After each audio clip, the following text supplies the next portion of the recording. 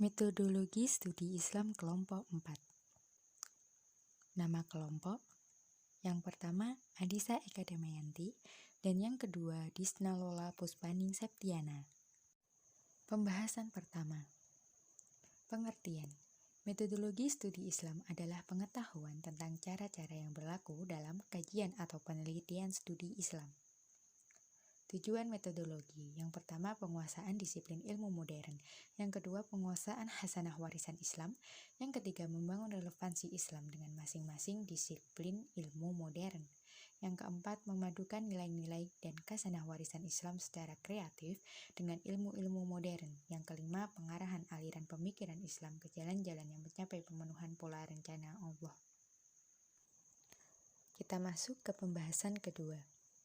Studi Islam. Secara istilah, studi Islam adalah usaha untuk mempelajari hal-hal yang berhubungan dengan agama Islam. Studi Islam bukan hanya dipelajari oleh orang Islam saja, melainkan juga orang selain Islam. Tujuan studi Islam. Studi keislaman bertujuan untuk memahami dan mendalami serta membahas ajaran-ajaran Islam, agar mereka dapat melaksanakan dan mengamalkannya dengan benar.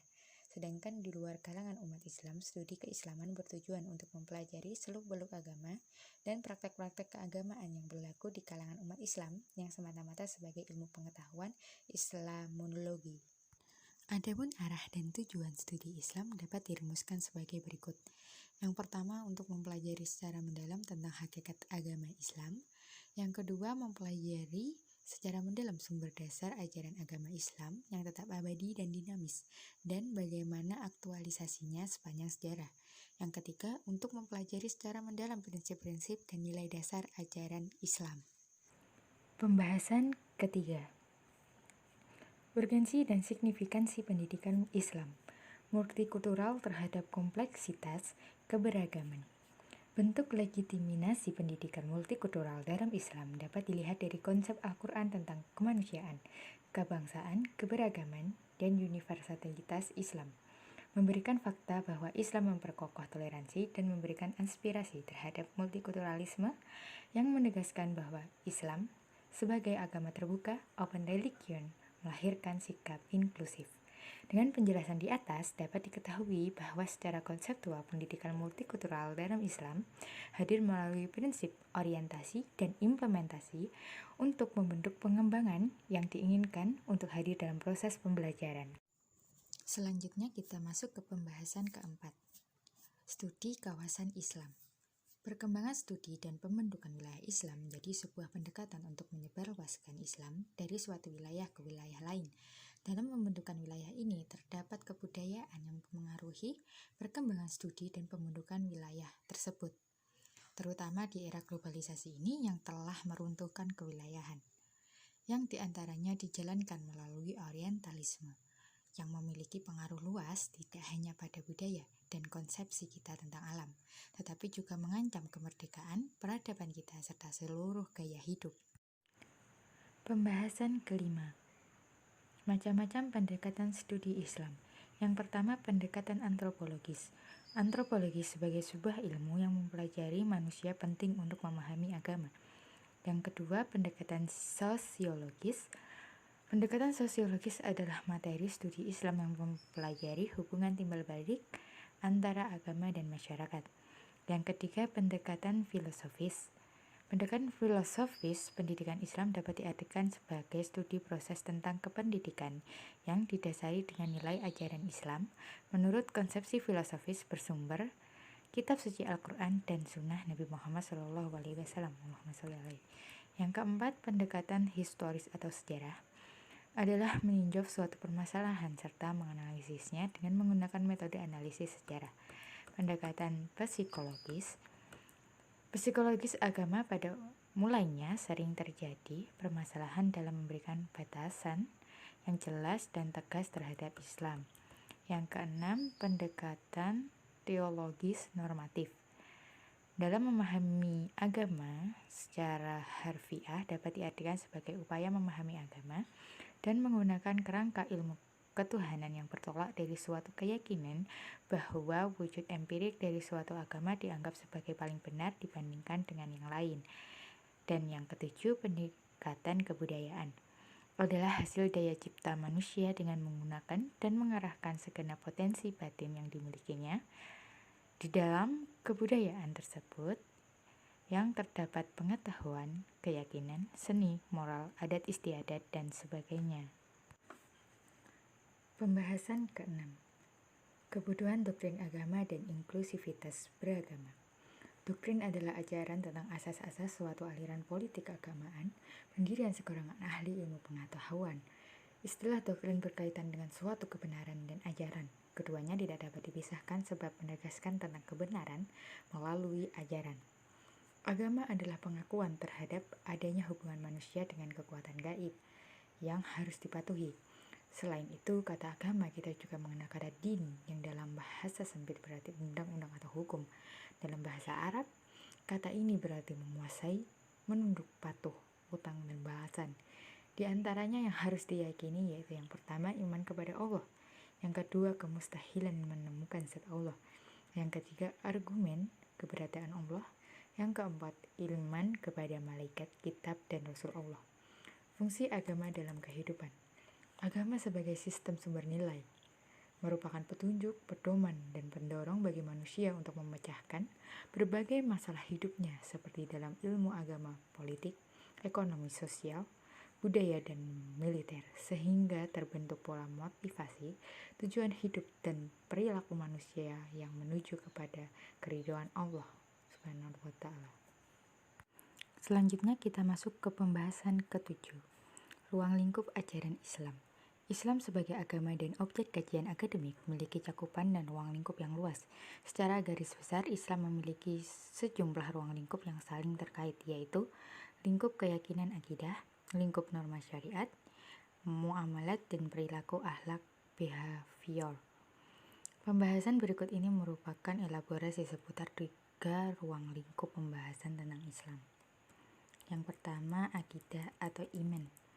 Akidah sebagai sebuah objek kajian akademik memiliki beberapa agenda pembahasan, yaitu pembahasan yang berhubungan dengan beberapa aspek seperti aspek ilahiyah, ketuhanan, nubuwah, dan rahaniyah arkanul iman, rukun iman.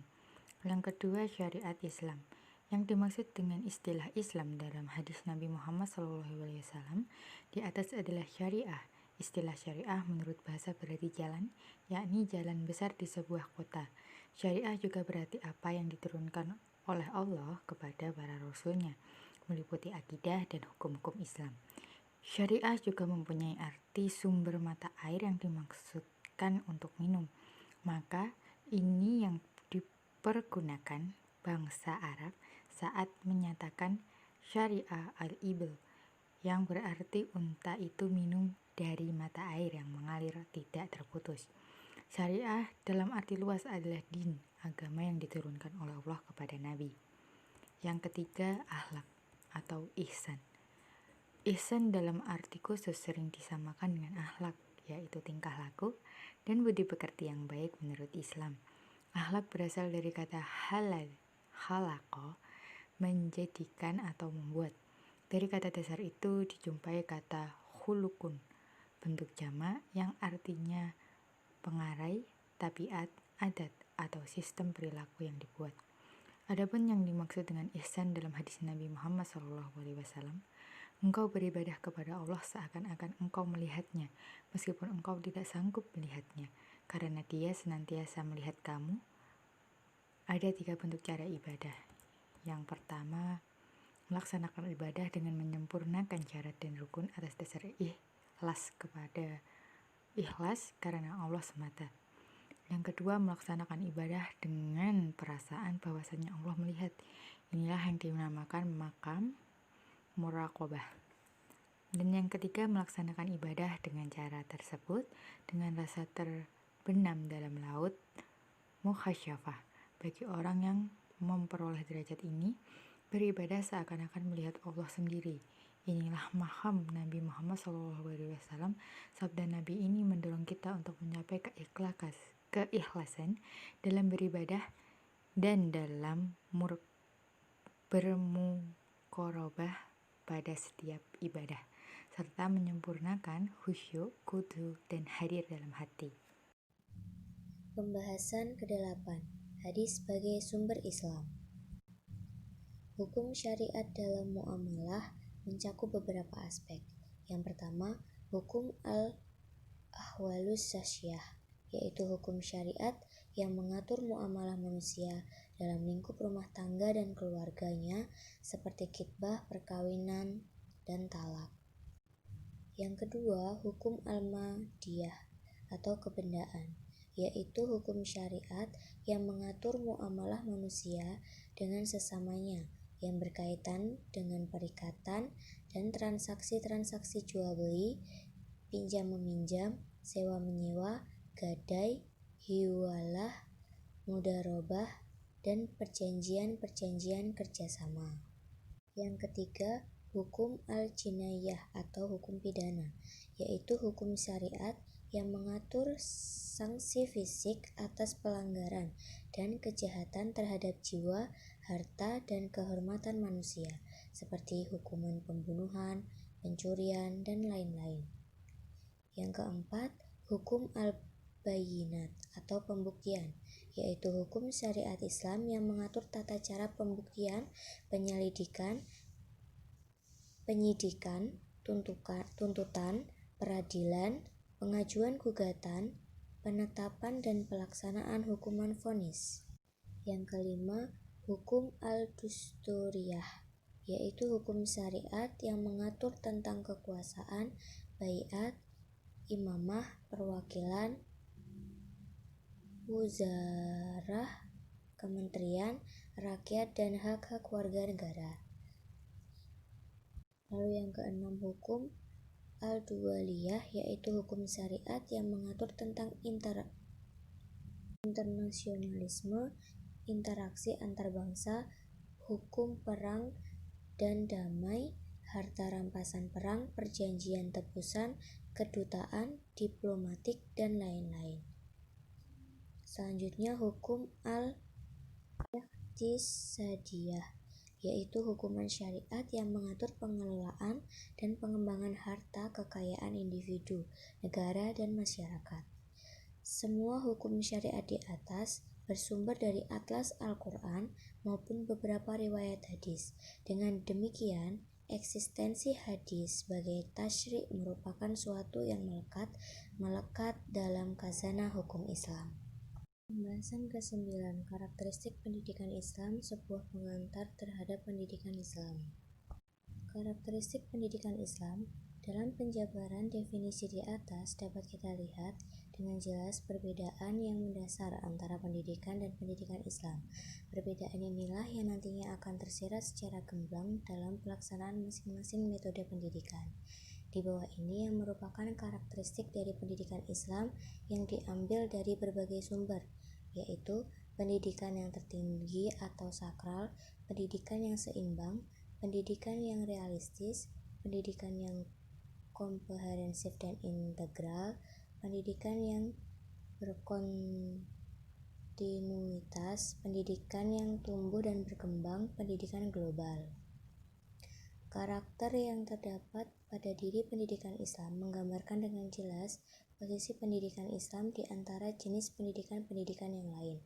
Namun, dengan melihat kondisi yang ada saat ini, banyak tantangan yang harus dihadapi pendidikan Islam, di mana tantangan tersebut tidak hanya yang bersifat internal, namun juga yang datang dari luar Islam sendiri. Pembahasan 10. Studi Islam komprehensif, sebuah upaya untuk memahami Islam dalam berbagai aspeknya. Karakteristik ajaran Islam. Istilah karakteristik ajaran Islam terdiri dari dua kata, karakteristik dan ajaran Islam. Kata karakteristik dalam Kamus Besar Bahasa Indonesia diartikan sebagai sesuatu yang mempunyai karakter atau sifatnya yang khas. Islam dapat diartikan agama yang diajarkan Nabi Muhammad SAW. Ajaran Islam mengandung berbagai arti pula, yaitu sebagai berikut: menurut dan menyerahkan. Orang yang memeluk Islam adalah orang yang menyerahkan diri kepada Allah dan menuntut segala ajaran yang telah ditentukannya. Ini berarti bahwa orang yang memeluk Islam itu adalah orang yang mengaku dengan sadar adanya Allah Subhanahu wa Ta'ala. Kemudian ia menyerahkan diri pada kuasanya dengan menurut segala titah dan firman-Nya sehingga ia selamat di dunia dan di akhirat. Pembahasan ke-11, memahami sumber ajaran Islam. Al-Quran sebagai sumber ajaran Islam. Pengertian Al-Quran. Mengenai pengertian Al-Quran ini cukup banyak dan berbeda-beda dalam pengungkapannya. Ada yang menambahkannya dengan keterangan membaca sebagai ibadah, dan ada pula yang menambahkannya dengan keterangan yang diriwayatkan dari Nabi SAW secara mutawil. Sebagai ulama, ada yang menambahkan dengan kata-kata yang mengandung mukjizat. Sunnah atau hadis sebagai sumber ajaran Islam. Pengertian sunnah atau hadis menurut bahasa, hadis mempunyai beberapa arti, antara lain jadid, jawan, qadim atau baru, qorib, dekat, dan kabar atau warta. Hadis dalam arti kabar ini sering dijadikan acuan dalam penyebutan hadis secara bahasa. Ijtihad sebagai sumber ajaran Islam. Pengertian ijtihad. Ijtihad menurut bahasa ialah pencurahan segenap kesanggupan untuk mendatangkan sesuatu dari berbagai urusan atau perbuatan. Kata ijtihad berasal dari kata jahad yang artinya berusaha keras atau berusaha sekuat tenaga.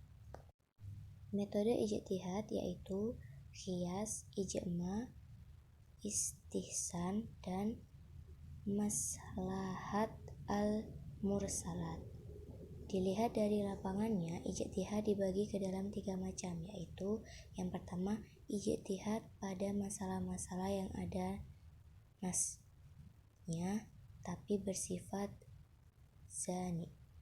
Yang kedua, ijtihad untuk mencapai suatu hukum syara dengan penetapan kaidah kuliah yang bisa diterapkan tanpa adanya suatu nas.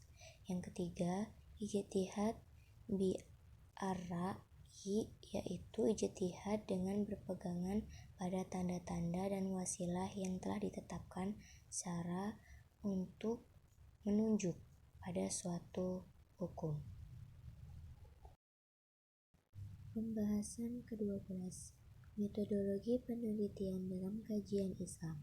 Suatu upaya iktisaf metode-metode Muslim klasik. Dalam sejarah peradaban Islam, paling tidak ada 4 macam metode dalam kajian-kajian Islam. Yang pertama, metode bayani. Metode bayani adalah suatu metode penelitian untuk menemukan ilmu dengan melalui usaha maksimal seperti membaca, memahami, dan mempelajari. Kedua, syiir, yakni hujah atau metode penemuan ilmu yang disusun dari muqaddimah-muqaddimah yang dapat membangkitkan gairah seseorang atau sebaliknya. Yang ketiga adalah burhan, yakni hujah atau metode penemuan ilmu yang disusun dari muqaddimah-muqaddimah yang meyakinkan untuk menghasilkan sesuatu yang meyakinkan. Yang keempat adalah jadal, yakni hujah atau metode penemuan ilmu yang disusun dari muqaddimah-muqaddimah yang terkenal sudah diakui oleh orang banyak.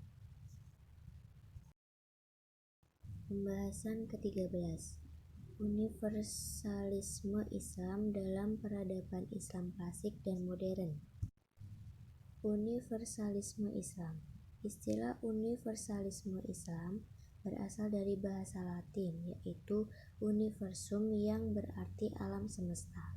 Kata ini dibentuk dari kata sifat universalis yang berarti umum, mencakup semua dan menyeluruh. Dalam bahasa Inggris, kata Latin universalis menjadi universal. Kata universal dapat berarti konsep umum yang dapat diterapkan pada kenyataan. Misalkan, konsep kemanusiaan yang dapat diterapkan pada setiap manusia maupun status sosial, warna kulit, ras, dan agama. Maksud dari universalisme dalam Islam adalah umat Islam itu utuh dan merupakan satu kesatuan walaupun berbeda-beda suku, bangsa, dan bahasa. Keuniversalan Islam dapat dilihat dari ciri-cirinya, antara lain, agama Allah. Agama Islam bersumber dari Allah, berupa wahyu langsung atau Al-Quran. Mencakup aspek seluruh kehidupan, baik individu, masyarakat, bernegara, dan lain-lain. Berlaku untuk semua umat sampai akhir zaman. Selanjutnya pembahasan yang ke-14, Islam dan politik di era kontemporer. Periode Islam kontemporer dimulai sejak paruh kedua abad ke-20, yaitu sejak berakhirnya Perang Dunia II sampai sekarang. Periode ini ditandai oleh dua peristiwa utama. Yang pertama, peristiwa dekolonisasi negara-negara Muslim dari cengkraman kolonialisme Eropa, dan yang kedua, gelombang migrasi Muslim ke negara-negara Barat. Dekolonisasi negara-negara berpenduduk mayoritas Muslim dari cengkraman kolonialisme Eropa telah menghadapkan Islam dan kaum Muslim pada suatu realitas baru, yaitu negara bangsa modern. Tragedi 11 September 2001 adalah peristiwa yang secara dramatik membuka babak baru hubungan Islam dan Barat.